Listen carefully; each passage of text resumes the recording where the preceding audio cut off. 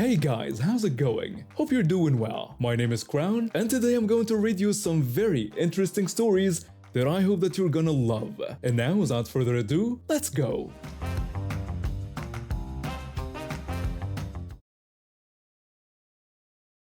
A few months ago, I had a very close encounter with a ladder. I was trying to change a light bulb in my garage when the ladder decided it no longer liked gravity. I ended up falling hard, smacking my head, and landing on my shoulder. Fast forward to today, and I've got staples in my scalp, a sore shoulder, and a wheelchair that I now use to get around the hospital. I wasn't permanently injured, thankfully, just banged up and recovering. The doctors told me not to walk much while healing, so I wheeled around like a cautious race car driver on a slow track. One day, I decided to head down the hallway to the cafeteria. The food wasn't anything special, but it beat sitting in my room chewing on ice chips and pudding cups. As I rolled toward the elevators, I spotted two women standing by the front reception.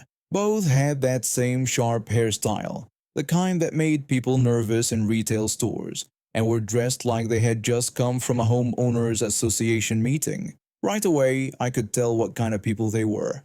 I didn't think much of it. I kept rolling, but before I could make it more than 10 feet, I noticed them noticing me. Their eyes lit up like they had just spotted the answer to a problem they didn't actually have. The first woman stepped toward me and leaned in like she was about to tell me a secret. She asked if I knew where she could find a nurse named Johnson. It took me a second to realize she actually thought I worked there. I looked at myself. I had on sweatpants, a hoodie, and a bandage wrapped around my head. A large plastic hospital wristband dangled from my wrist. Clearly a patient. I told her that I wasn't a nurse, just someone recovering. The second woman chimed in, brushing off what I said like it didn't matter. She insisted that I must be one of the assistants or someone helpful, and said they needed someone to look into their friend's paperwork. I was confused, but honestly, I didn't have anything better to do. I told them I could try to help, though I warned them that I probably wouldn't be much use. The first woman seemed pleased by this. She told me that their friend was in room 302 and that her IV machine was making noise. They needed someone to check if it was working properly. Now, I've seen IVs before, but I don't know anything about how to fix them. Still, curiosity got the better of me. I agreed and wheeled myself down to the room. Inside was a woman who looked annoyed and tired. She looked at me and said I was late, claiming her IV machine had been beeping for a long time. I awkwardly rolled over to it and stared at the buttons. None of them made sense. I pressed a couple of things, hoping something would stop the noise, but it only got worse.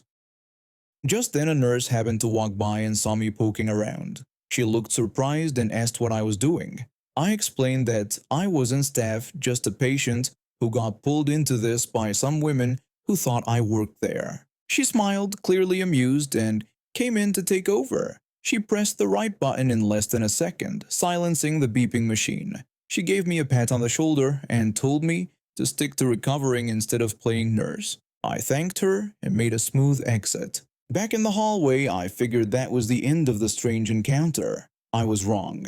10 minutes later, I was in front of the vending machine trying to decide between a bag of pretzels or something sweet. I grabbed a sandwich and a drink and turned around, only to find those same two women waving me down. They hurried over and asked for my opinion on which snack option was the healthiest. They held up two items like it was a life or death decision and explained they wanted something good for their diet. I picked a trail mix bag and handed it to them, saying it probably had some good stuff in it like nuts and dried fruit. They both smiled and thanked me like I had just handed them a golden ticket. One of them even said nurses always knew the best snacks. I wanted to correct her again, but decided it wasn't worth it. As I turned to leave, I heard them start talking about how much they trusted my judgment. I rolled as fast as I could back toward my room, hoping to finally get some peace. But again, I had underestimated their persistence.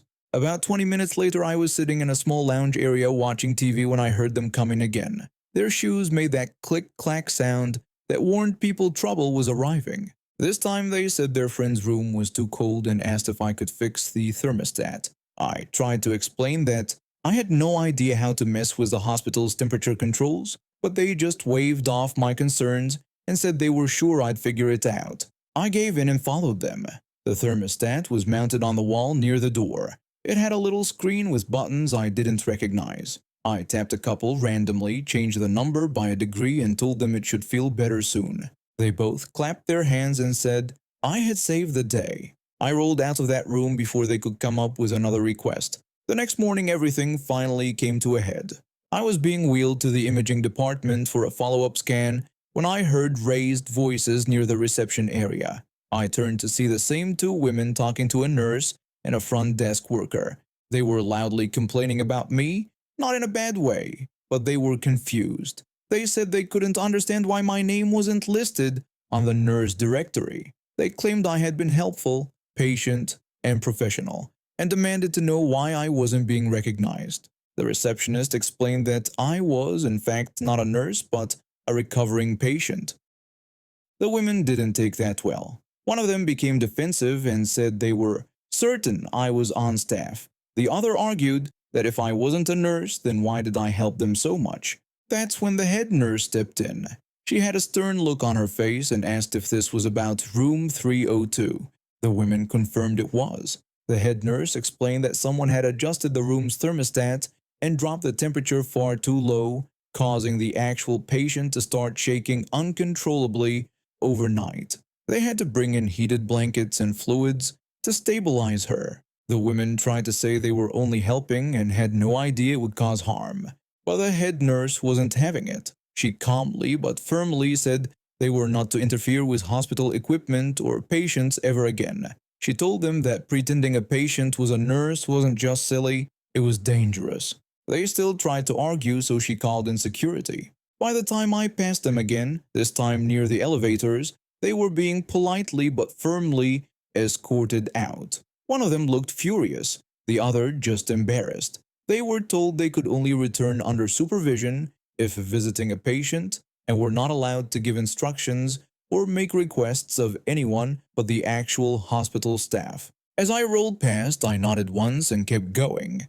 This time I made it to the cafeteria without any interruptions. I grabbed another terrible sandwich and a soda and felt like I had just completed the strangest shift of my life, as a fake nurse with staples in his head.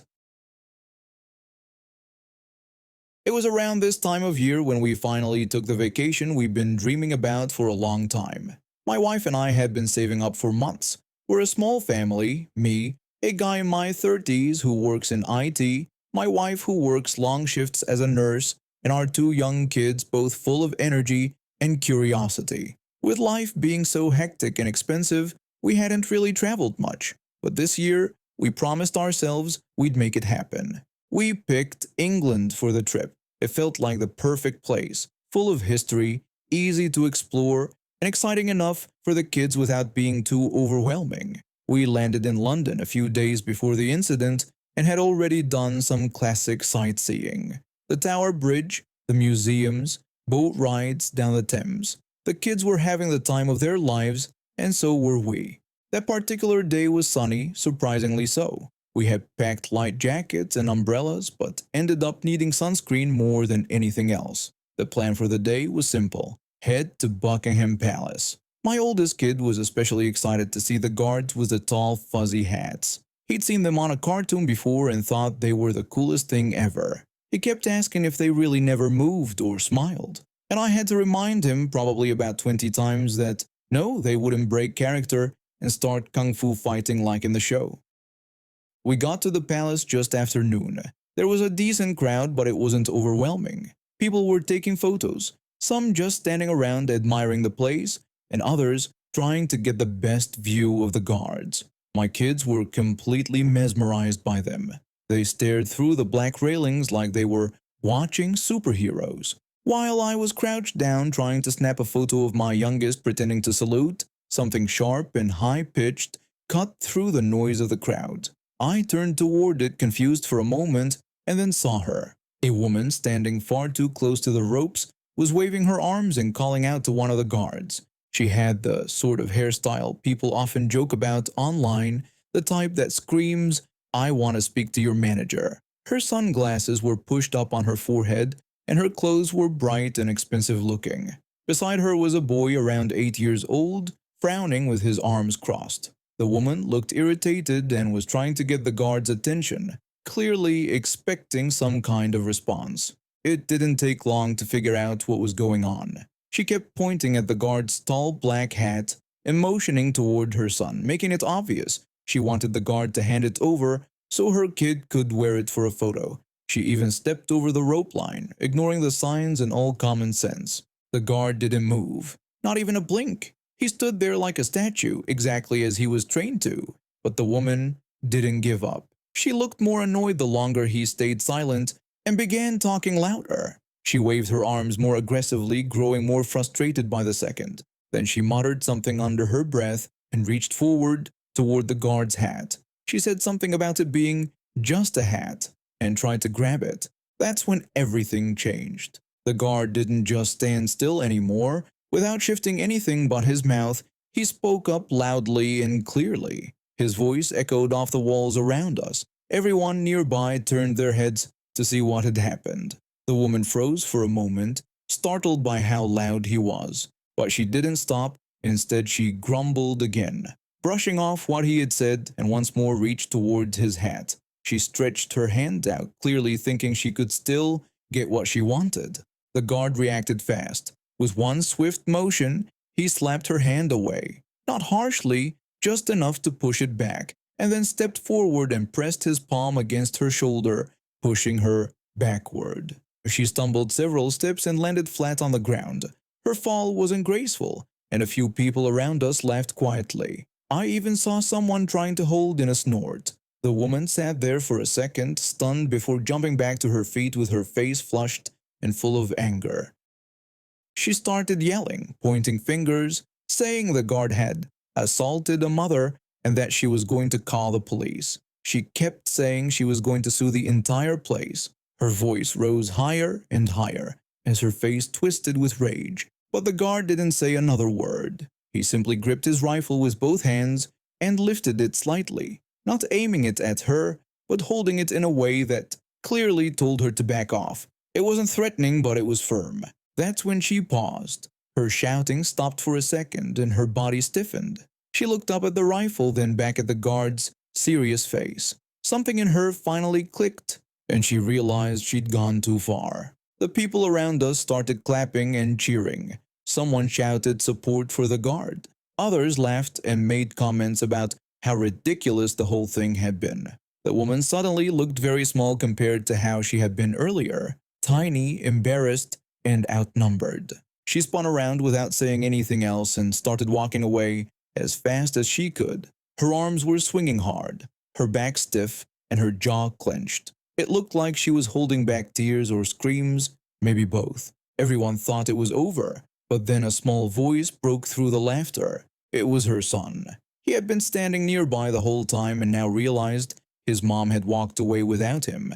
He looked around, confused and upset, and started crying. He yelled out, still asking for the hat. People were pointing, calling after the woman, trying to get her attention. Eventually, she turned around, clearly annoyed. She rushed back, grabbed her kid by the arm, and stormed off without saying a word to anyone. A woman next to us shook her head and made a quiet comment about how the boy was probably going to grow up, thinking that kind of behavior was normal. I hoped not. As for my family, we laughed about it all the way back to the hotel. The kids couldn't stop talking about how cool the guard was, and my wife kept mimicking the way the woman flailed backward when she got pushed. It became one of those stories we knew we'd be telling for years, about the day we went to Buckingham Palace and watched entitlement lose to discipline in the most British way possible.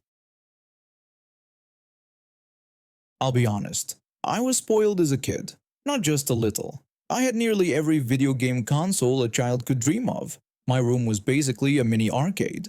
My cousin, on the other hand, didn't have that luxury. His family didn't have the money for that sort of thing, so whenever he visited, he'd gravitate to my setup like a moth to a flame. I always let him play when he came over, but I refused to let him borrow anything. I was super protective of my consoles and games. I get nervous even letting someone else touch them. At the time, I thought I was just being careful. Looking back, I realized I was being overly possessive.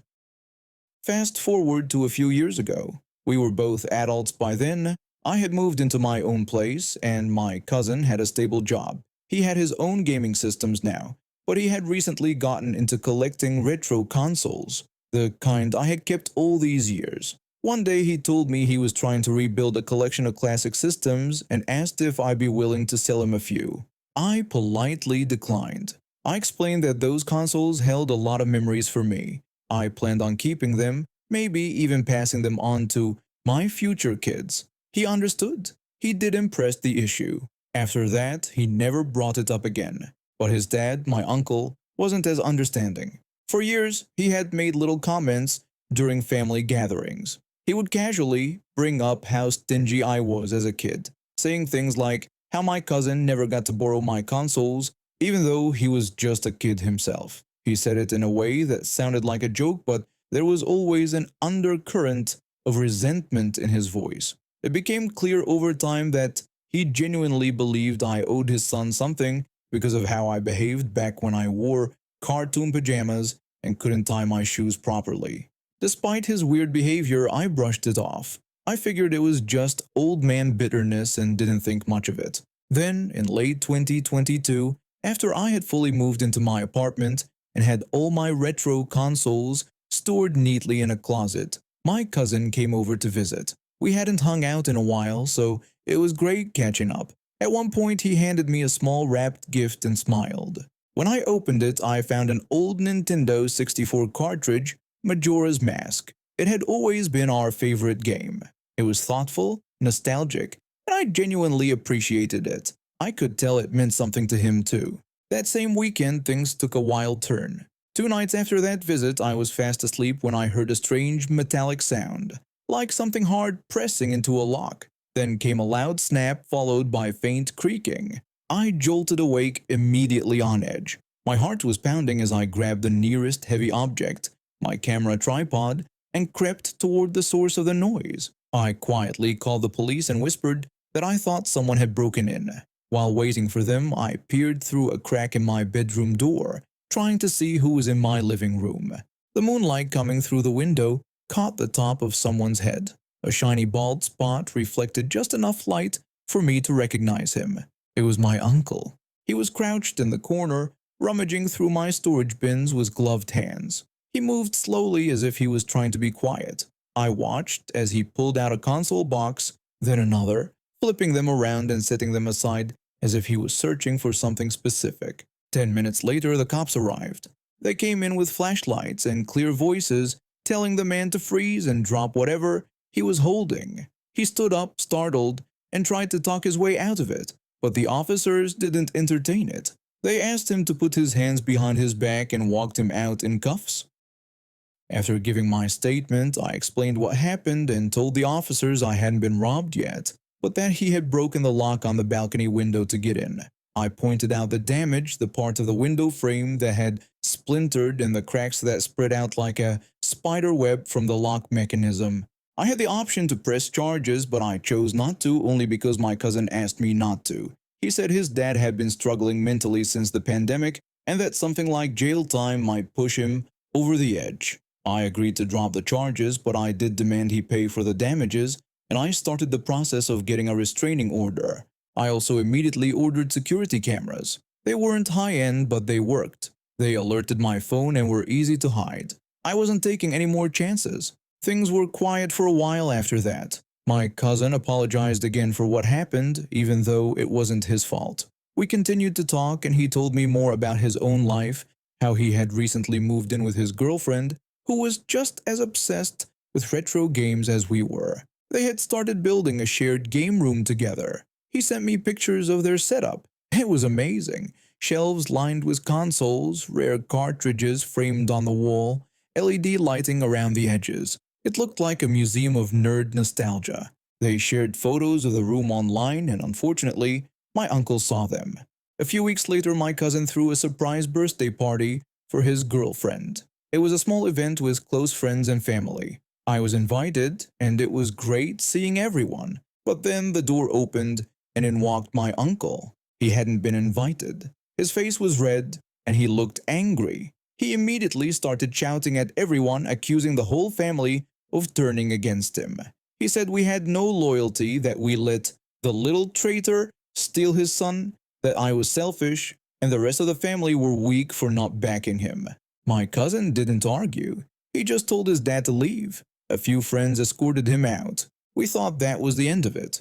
But later that night we got another surprise. Apparently my uncle came back, completely drunk. Only this time he went to the wrong apartment. He broke into the neighbor's unit thinking it was my cousin's place. He kicked in the door and staggered inside, yelling about how he was taking back what belonged to his family. The neighbor was understandably terrified and immediately called the police. By the time they arrived, my uncle was still shouting nonsense in the hallway and trying to pick a fight with a coat rack. One of the neighbors tried to calm him down, but my uncle got aggressive. Thankfully, there was security footage of the whole thing. The police had no choice this time. They arrested him on the spot. He was charged with breaking and entering, attempted assault, and disturbing the peace. The building's cameras caught every second. Him shouting at residents, pushing a neighbor, and trying to yank open random doors. My cousin was torn up. Even though he had already cut ties, it still hurt. But honestly, I found it kind of poetic. After all his entitled nonsense, after years of guilt tripping and boundary pushing, the guy finally got exactly what was coming to him. And not from me, but from his own drunken stupidity. That's the last we've heard of him. And honestly, we're better off. And now we have reached the end of today's stories. Thank you for watching, and see you next time.